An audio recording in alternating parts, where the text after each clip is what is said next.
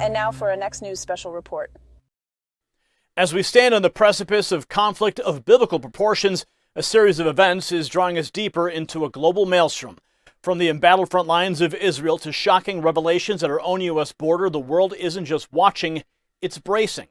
Tonight's special report unravels the hidden threads tying this daunting narrative, including the game-changing deployment of directed energy weapons.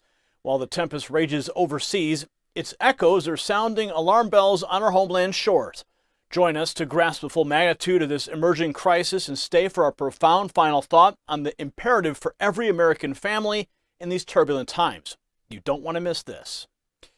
Now, the tensions in the Middle East continue to mount. The conflict between Hamas and the Israeli Defense Forces has intensified. As the IDF advances through the desert terrains, they have struck over 300 Hamas targets. One of the most significant and controversial moves was the bombing of the densely populated Jabalia refugee camp in northern Gaza. Israel maintains that the attack was justified due to explosives stored there by Hamas. Footage emerges showcasing the IDF's advance through the desert, their bulldozers clearing paths for tanks, and soldiers navigating bombed-out building remains after consecutive airstrikes. On the other hand, Hamas presents its narrative. They've released footage of their fighters emerging from tunnels on the Gaza-Israeli border. They claim their militants have used machine guns and anti-tank missiles against the IDF troops. The battle is fierce, with reports of intense confrontations at various locations across the Strip. A strategic overview highlights the Israeli ground assaults primarily from north and the east. Notably, prior Israeli naval commandos have targeted Hamas positions from the sea. Watch.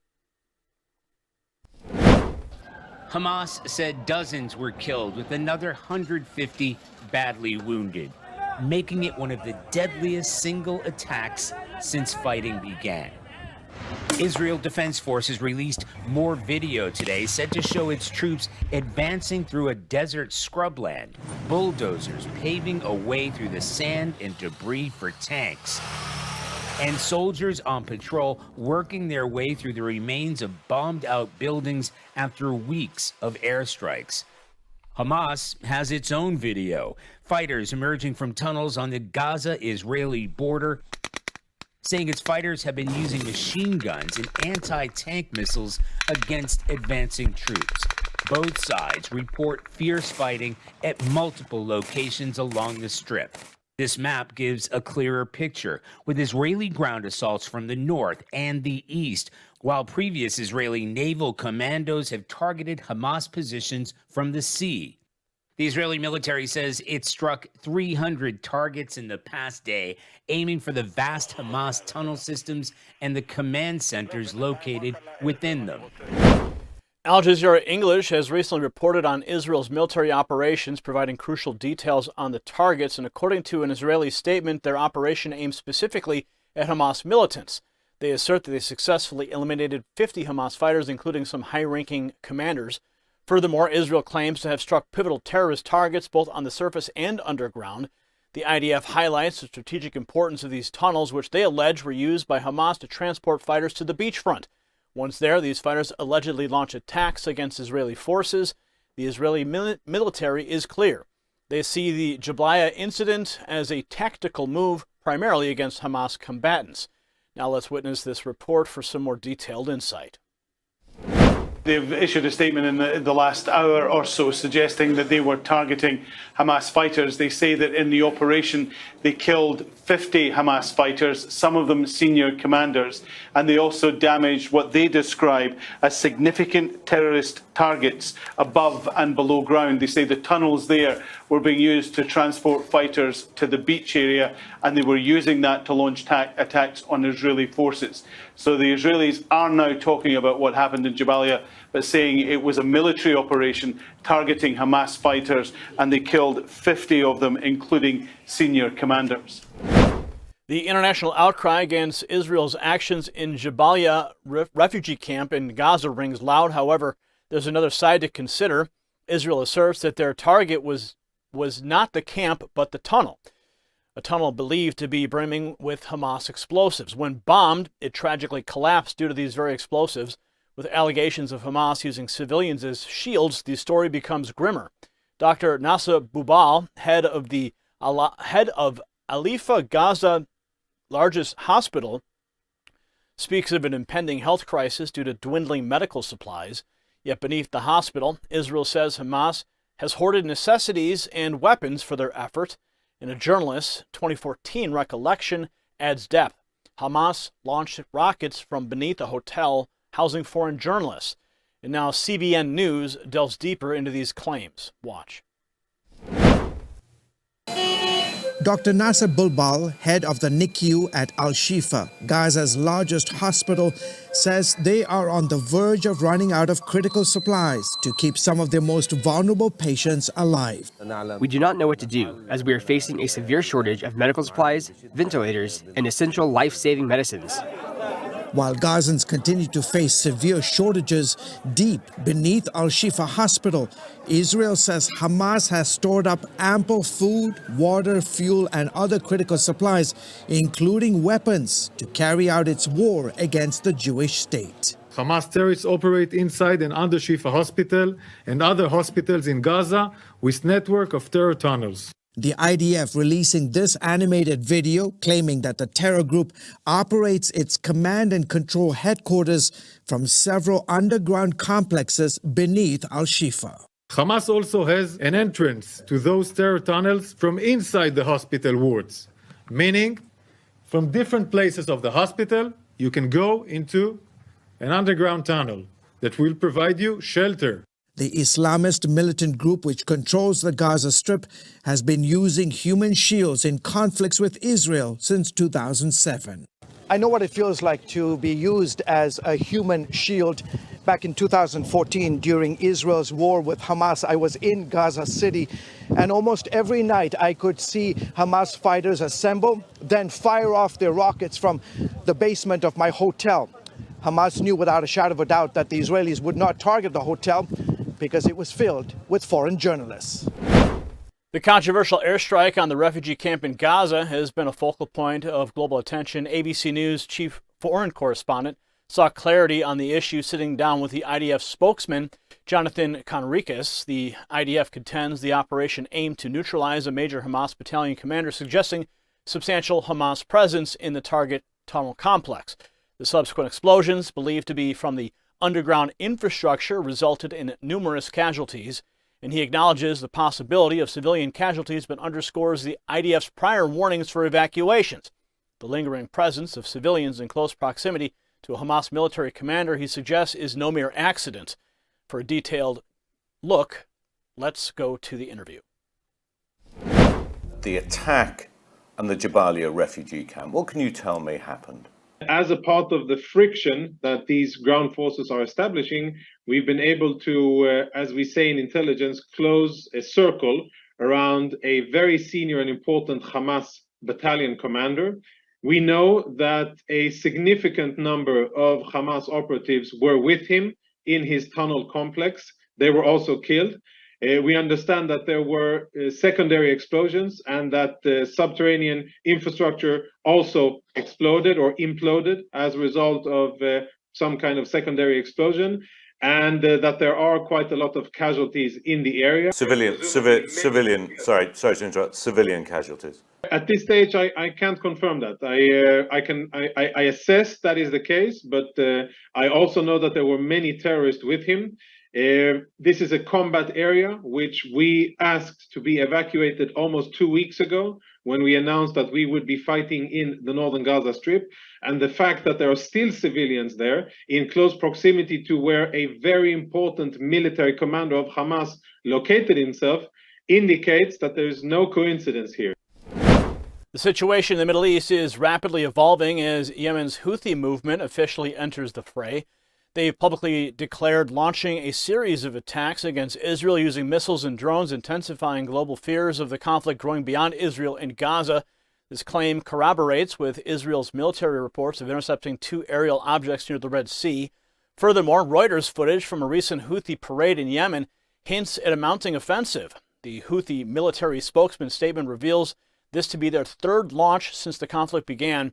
It seems to align with the U.S. Navy's report of halting 3 cruise missiles over the Red Sea on October 19th and another drone assault on October 28th. For an inside look, let's go to the video. Yemen's Houthi movement says it's fired a wave of missiles and drones against Israel, now officially entering the war between Israel and Islamist militants in Gaza, and cementing fears by world powers of the conflict spilling into more countries. The declaration came after Israel's military said it intercepted 2 objects in separate incidents around the Red Sea. This was a Houthi parade filmed by Reuters in Yemen in September, only days before the Hamas attacks on Israel. On Tuesday, its military spokesperson said the launch was their 3rd since the conflict began, seeming to confirm that it was behind an incident on October 19th when the U.S. Navy said it had intercepted 3 cruise missiles over the Red Sea, and a drone attack on October 28th, which... The situation in the Middle East is increasingly tense as Israeli defense forces report intercepting a missile and 2 drones earlier on Tuesday. Yemen's Houthi rebels, backed by Iran, have openly claimed responsibility for these attacks with clear intentions of intensifying their efforts against Israel if the conflict with Hamas persists.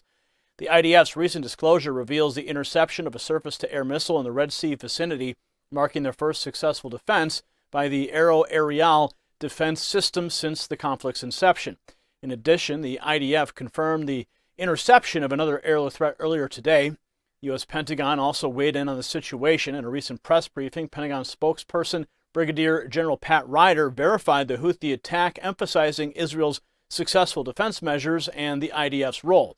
Let's go to that press conference.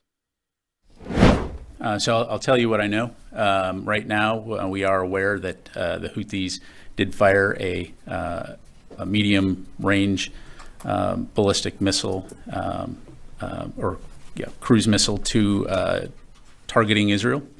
Israel did take it down. The IDF did take it down. And so I certainly refer you to the IDF to talk about that in particular. This is something that we will continue to monitor. As we've said before, we want to prevent a broader regional conflict. We will continue to stay in close contact with our partners in the region to make sure that we continue to do that. But that's all I've got on that at this point. Thank you very much. The recent missile strikes on Israel attributed to Yemen's Houthi rebels are drawing international attention to the complex dynamics at play. Al-Melamed, a former Israeli intelligence official, provides a detailed analysis of the situation, emphasizing the significant Iranian support to the Houthi rebels, and he highlights the fact that the missiles were manufactured in Iran, suggesting these attacks were orchestrated by the Iranian regime. This raises concerns of Iran's strategy to escalate tensions with both Israel and the United States, aiming to deter any potential American intervention and halt Israeli operations against groups like Hamas and Islamic Jihad.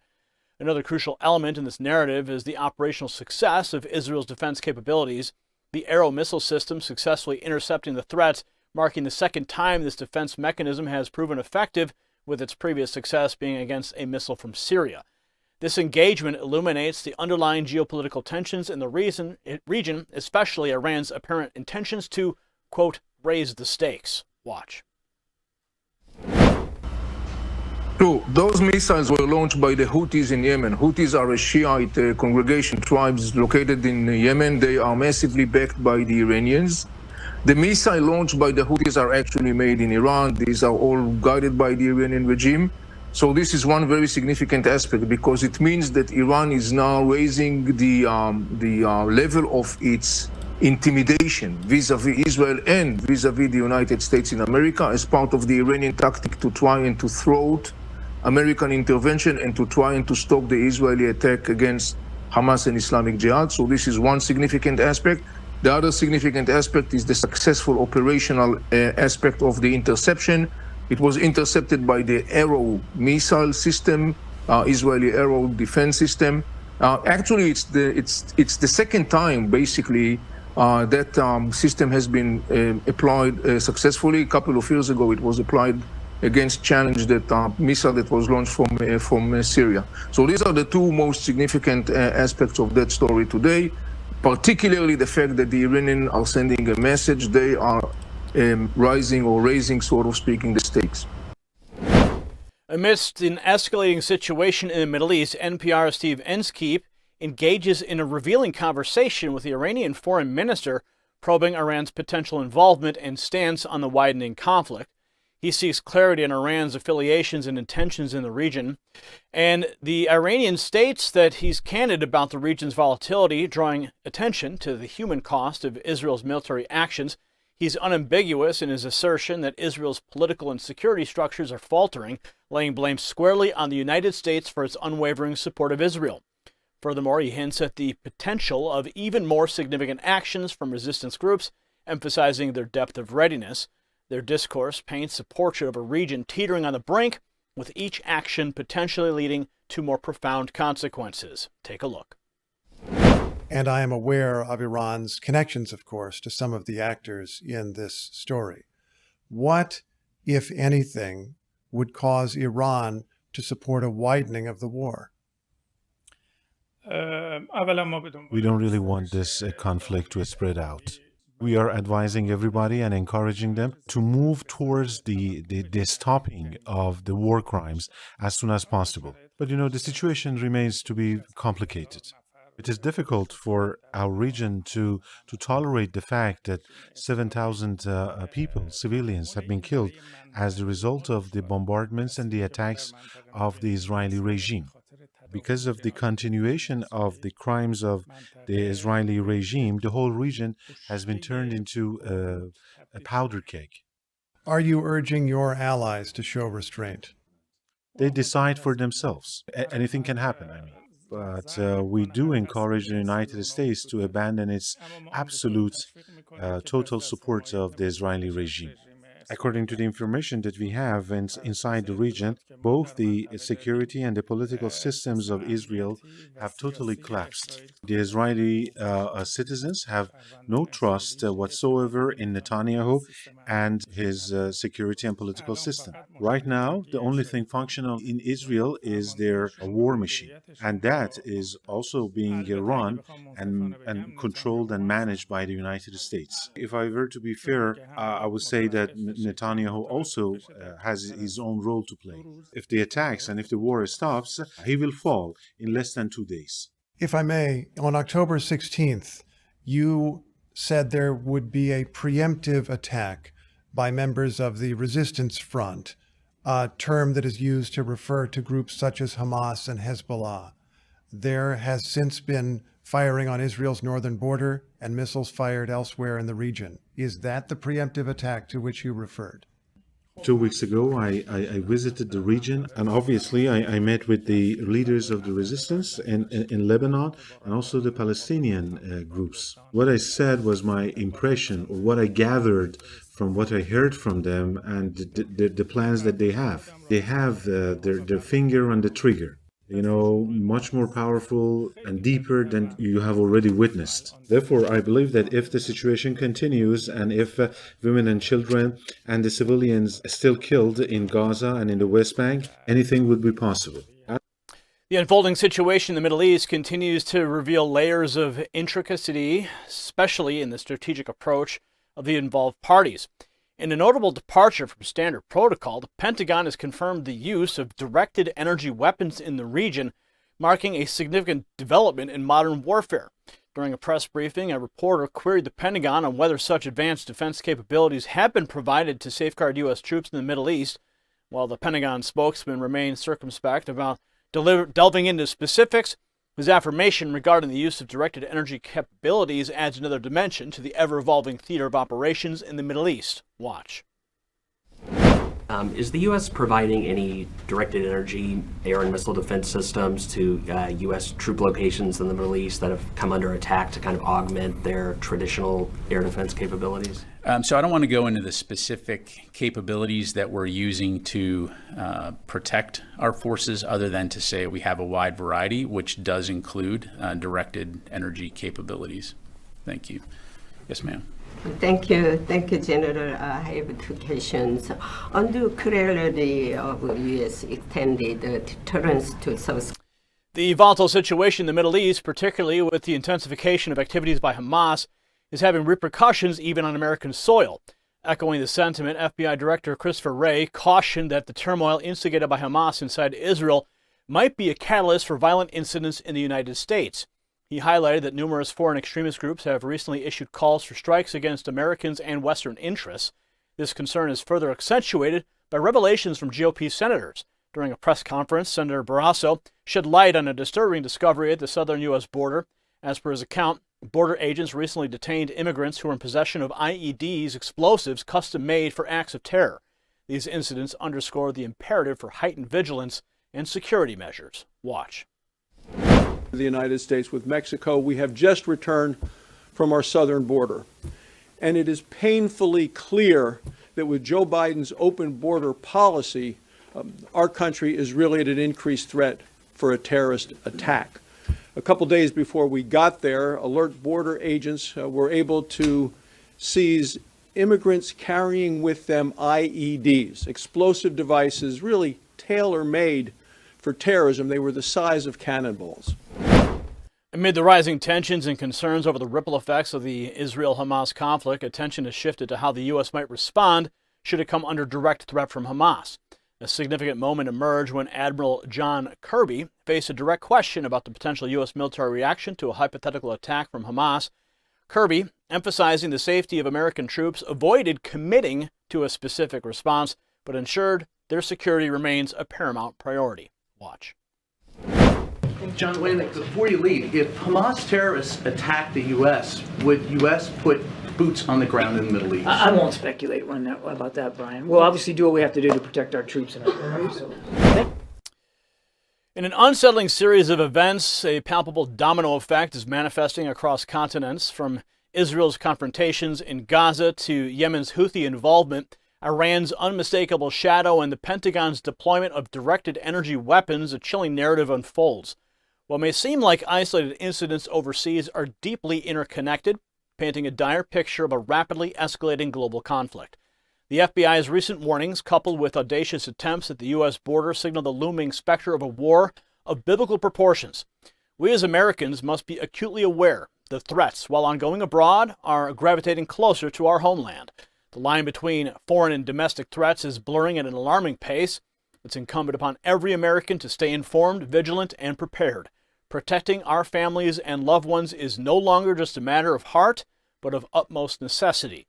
The storms may be overseas now, but its echoes are increasingly resonant on our shores. Congratulations, you made it to the end of the video. Now keep up your quest for truth with this next news report. And if you found our channel enlightening, join the millions who agree with you. Tap subscribe. Thank you for watching the Next News Network.